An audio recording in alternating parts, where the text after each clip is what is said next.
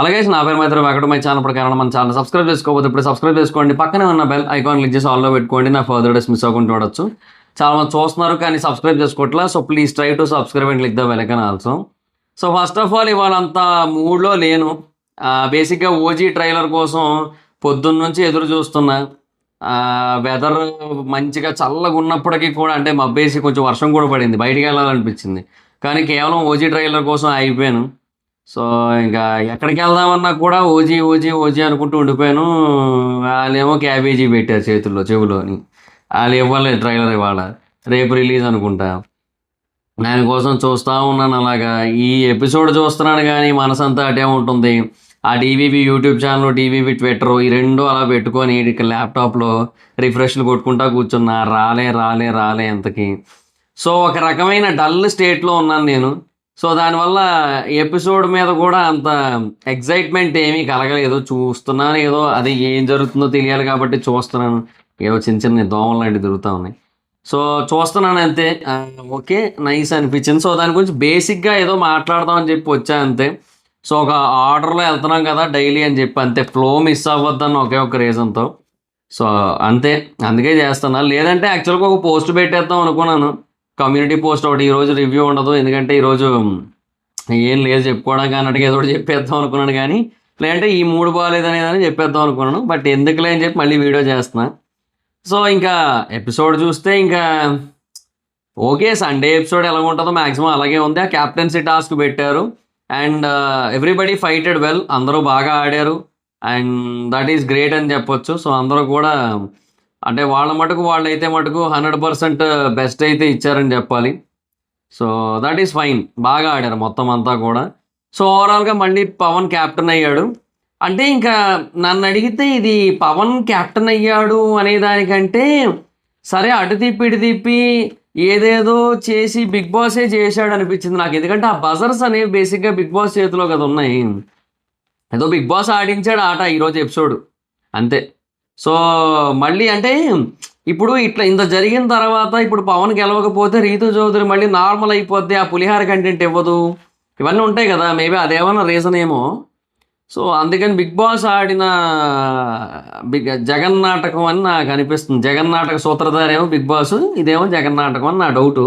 సరే what ever it is, మొత్తానికైతే పవన్ గెలిచాడు. ఈసారి బాగా హార్డ్ వర్క్ చేశాడు, చాలా ఎఫర్ట్స్ పెట్టాడు. అంటే లాస్ట్ టైం కూడా ఎఫర్ట్స్ పెట్టాడు, పవన్ పెట్టలేదు అనడానికి లేదు. ఎటొచ్చి ఏమంటే రీతు ఏదైతే దిక్కుమాల స్ట్రాటజీలు వేసిందో ఆ స్ట్రాటజీల వల్ల జరిగింది ఇదంతా. అండ్ రెండోది, నాకు ఇప్పటికీ కూడా ఏమో ఓవరాల్గా ఒక జడ్జిమెంట్, ఒక ప్రాపర్ జడ్జిమెంట్ వచ్చిన ఫీలింగ్ అయితే రావట్లేదు నాకు. ఎందుకంటే ఇప్పుడు జరిగిపోయిన దాన్ని ఎవరూ మార్చలేరు కదా. సో ఆ రోజు జెన్యున్గా ఉండుంటే ఖచ్చితంగా భరణి గారు కెప్టెన్ అయ్యేవారు. ఇప్పుడు ఈరోజు ఈ టాస్క్ మేబీ తనకు అనుకూలంగా ఉండుండొచ్చు. బాగా ఆడారు, జెన్యున్గా ఆడారు, అది ఇది అంటే ఎస్ మేబీ. బట్ ఒక టాస్క్ పెట్టినప్పుడు ఫస్ట్ టైమే జెన్యున్గా ఆడుంటే రిజల్ట్ వేరే ఉంటుంది కదా. అసలు ఈరోజు అసలు ఆ రీమ్యాచ్ వచ్చి అదేం ఉండదు కదా. బిగ్ బాస్ టీం అనుకున్న టాస్క్ ఏంటి, అదే కదా, పెయింటింగ్ టాస్కే కదా, అది రంగు పడుద్ది టాస్క్. ఆ టాస్క్ పెట్టారు అండ్ ఆ టాస్క్లో అందరూ జెన్యున్గా ఉన్నట్టయితే మేబీ స్ట్రాటజీస్ ప్లే చేసుకోవడం అనేది it's a different subject. Strategies ఎవరి వాళ్ళకు ఉంటాయి.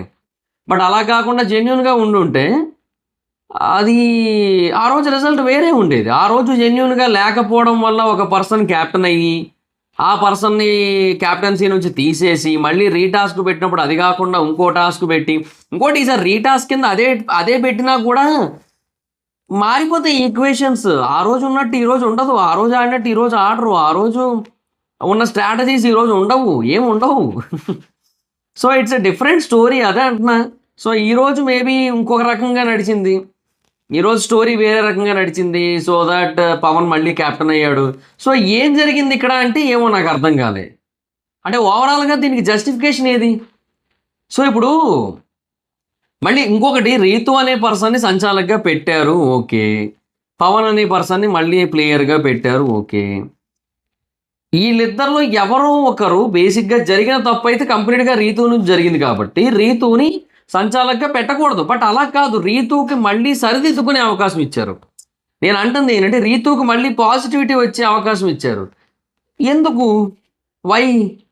వైరే టేడే ఏంటో నాకు అర్థం కాలే. సో నాకు నచ్చలా ఈ ఓవరాల్గా ఈ ప్రాసెస్ నాకు నచ్చలా. అంటే నేనేమంటున్నానంటే ఆ టైంలోనే జెన్యున్గా ఆడుంటే అందరూ కూడా ప్రాసెస్ జెన్యున్గా ఉండుంటే రిజల్ట్ వేరే ఉండే. భరణి గారు క్యాప్టెన్ అవుతారు, or maybe Bharani garu Emmanuel చేయాలనుకుంటే ఇమాన్యుల్ క్యాప్టెన్ అవుతాడు. సో ఆ రోజు స్టోరీ అది.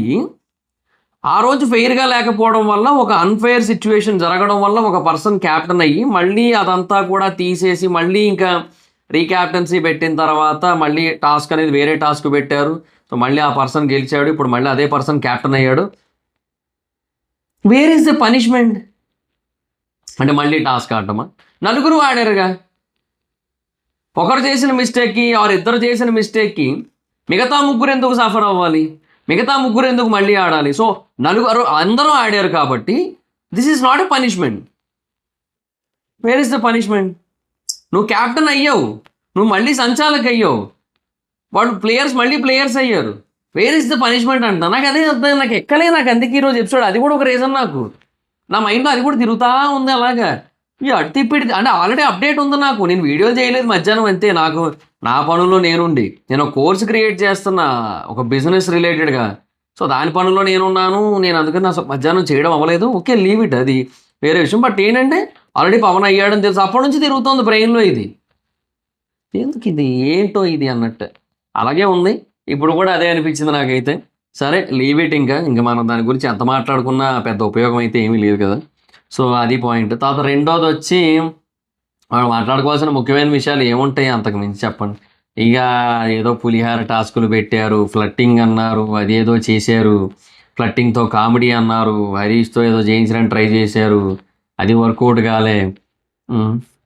నాకు ఆయన నువ్వు కామెడీగా ఫ్లట్టింగ్ చేయాలి అంటే అనిపించి నాకు అప్పుడు మైండ్లో ఒక్కటే డైలాగ్ వచ్చింది. ప్రియా, సాధారణంగా నీ గొంతు ఎవరో వినలేరు, విన్నా భరించలేరు, భరించినా నిద్రపోలేరు. కానీ నాకేంటో నీ గొంతు వినకుండా, నీ గొంతులోని శబ్దాలు నా చెవిని చేరకుండా ఉంటే నాకు నిద్ర పట్టదు. నాకు నీ గొంతు అంటే చాలా ఇష్టం. ఇలా చెప్పొచ్చు జనరల్గా.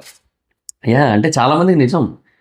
రాత్రిపూట పడుకునే ముందు నువ్వు గనక వాళ్ళతో 10 నిమిషాలు మాట్లాడితే వాళ్ళకి నిద్ర పట్టదు నీ గొంతు వల్ల. కానీ నాకు అలా కాదు. రాత్రిపూట పడుకునే ముందు నువ్వు నాతో ఒక 10 నిమిషాలు మాట్లాడితే మనస్ఫూర్తిగా పడుకుంటాను, ప్రశాంతంగా పడుకుంటాను.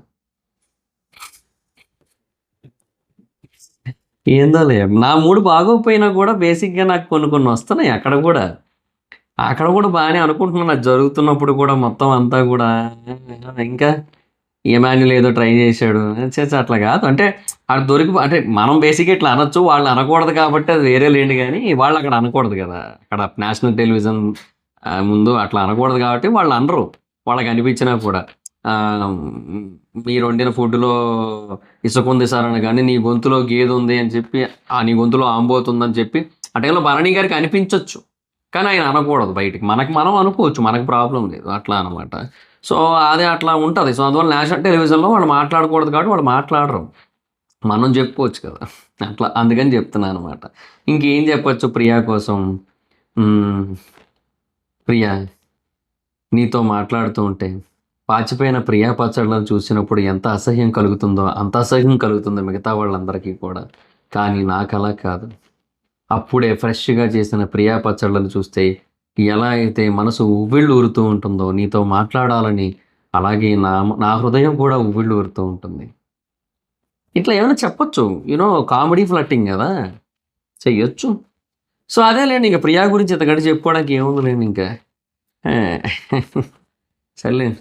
బేసిక్గా మా ప్రియా వెళ్ళిపోవాలని అందరూ కోరుకున్నారు. బట్ ప్రియా కంటే ముందు మర్యాద మనీష్ అయితే ఎలిమినేట్ అయ్యాడు. ఇన్ఫ్యాక్ట్ చాలామంది సర్ప్రైజ్ అయ్యారు ఫ్లోరా గారి సేవ్ ఆయన ఎలిమినేట్ అనగానే. అండ్ రెండోది ఏంటంటే ఫ్లోరా గారి బోరింగ్ టాస్క్ ఏదైతే ఉందో డెఫినెట్గా ఆవిడ బోరింగ్ క్యాండిడేటే. ఆవిడ ఎందుకు ఉందో ఆవిడకి కూడా తెలియదు. ఆవిడే షాక్ అయింది ఆవిడ సేవ్ అనగానే. మనం షాక్ అవ్వమా? హౌస్ మేట్ షాక్ అవ్వరా? ఆవిడే hey Sagar what a sudden సప్పాయ్ అన్నట్టే రియాక్షన్ ఇచ్చింది ఆవిడ. హౌస్ మేట్స్ కూడా అరే హో అన్నట్టు రియాక్షన్ ఇచ్చారు మొత్తం. అట్లాగే జరిగింది. సో మనీష్ అయితే ఎలిమినేట్ అయ్యాడు. ఉన్నది 2 వారాలైనా జర్నీ బాగుంది. కొంచెం ఎడిటర్కి పని చెప్పాడు కొంచెం nice. Better. First week eliminate అయిపోయిన కంటెస్టెంట్‌తో పోలిస్తే సృష్టితో పోలిస్తే చాలా బెటర్ కంటెంట్ ఇచ్చాడు. చాలా సేపు ఉంది. Nice. Good. Played well. So, ఇంకా 'బజ్' గూడా చూసా, ప్రోమో వచ్చింది. 'బజ్' ఆల్సో అంటే క్వెషన్స్ అండ్ అతని ఆన్సరింగ్ విధానం బావుంది. అండ్ తను చేసిన మిస్టేక్స్‌ని యాక్సెప్ట్ చేస్తున్నాడు. Both are good actually. So, అవి బాగా అనిపించింది అది గూడా. సో, ఓవరాల్‌గా ఇట్స్ యాజ్ యూజువల్ ఆదివారం ఎపిసోడ్ అంతే. ఏవో టాస్క్‌లేవో పెట్టారు. గంటలు కొట్టండి, పాటలు పెట్టండి అని చెప్పి. అంటే ఆ టాస్క్ పేరు అది కాదు. బట్ అది అలాగే ఉంది కదా! గంటలు కొట్టండి, పాటలు పెట్టండి అన్నట్టే ఉందది. సో, ఆ టాస్క్ ఒకటేసారు. ఏదోలే ఇంక మొత్తానికి అది అది ఏదో అట్లా నడిచింది మొత్తానికి. సో, ఈ ఓనర్స్ టెనెంట్స్ అయ్యారు కదా! సో, ప్రియాకి బాంబ్ పడింది. సంతోషం. సో, ఈ వీక్ డెఫినెట్‌గా వెళ్ళిపోవాలని అయితే మనస్ఫూర్తిగా కోరుకుందాం. ప్రియా అయితే. చూద్దాం మరింకా. మరి ప్రియా పచ్చళ్ళు అక్కడ ఎన్ని రోజులు ఉంటదో. అంటే ప్రియా పచ్చళ్ళు అని ఎందుకంటున్నానంటే బేసిక్‌గా ఈ ప్రియా ఎళ్ళిపోతే ఆ పచ్చళ్ళ పాప వస్తది కదా! సో, డెఫినెట్‌గా ఈవిడ ప్లేస్‌ని రీప్లేస్ చేయడానికే వస్తుంది నాకు తెలిసి ఆ పిల్ల. ఆవిడ ఖచ్చితంగా ఆ పర్పస్ మీదే వస్తది. డామ్ షూర్ రాసి పెట్టుకోండి. ఆవిడ మీకు ప్రియా కంటే వరస్ట్ అనిపిస్తది. నా గెస్ అయితే. ఆవిడలాగా ఉంటే. లేదు ఏమైనా కొంచెం నటిస్తే మనం ఏం చేయలేం గానీ, బట్ ఆవిడలాగా ఉంటే మటుకు డామ్ షూర్ ప్రియా 3లో వెర్షన్ 3.2 అనిపిస్తది. ప్రియా రీలోడెడ్ అనిపిస్తది. అట్లా ఉంటది. So, let's see guys. చూద్దాం. ముందుంది ముసళ్ళ పండగ మనందరికీ కూడా. Let's talk soon. So, that's it guys. This the video. Video కనుక మీకు నచ్చితే లైక్ చేయండి. ఇదే రోజు ఎపిసోడ్. ఏం లేదు పెద్ద మాట్లాడుకోవడానికి, అందుకే ఫాస్ట్‌గా కొట్టేస్తున్నాను. సో, మీకు ఏమనిపించిందో ఈరోజు ఎపిసోడ్ కోసం కింద కామెంట్ సెక్షన్‌లో చెప్పండి. So, that's it guys. This the video. Video కనుక మీకు నచ్చినట్టయితే లైక్ చేయండి. వీడియోని షేర్ చేయండి. ఇప్పటికైనా మన ఛానల్ సబ్స్క్రైబ్ చేసుకోకపోతే ఇప్పుడే సబ్స్క్రైబ్ చేసుకోండి. పక్కనే ఉన్న బెల్ ఐకాన్ క్లిక్ చేసి ఆల్‌లో పెట్టుకోండి. నా ఫర్దర్ మిస్ అవ్వకుండా చూడొచ్చు. చాలా మంది చూస్తున్నారు కానీ సబ్స్క్రైబ్ చేసుకోవట్లా. So, please try to subscribe and click the bell icon also. నా ఇన్‌స్టాగ్రామ్ ఎవరు స్మైదర్ అక్కడ వచ్చి ఫాలో అవ్వచ్చు. Thank you so much guys. Bye bye. Next video. Bye by.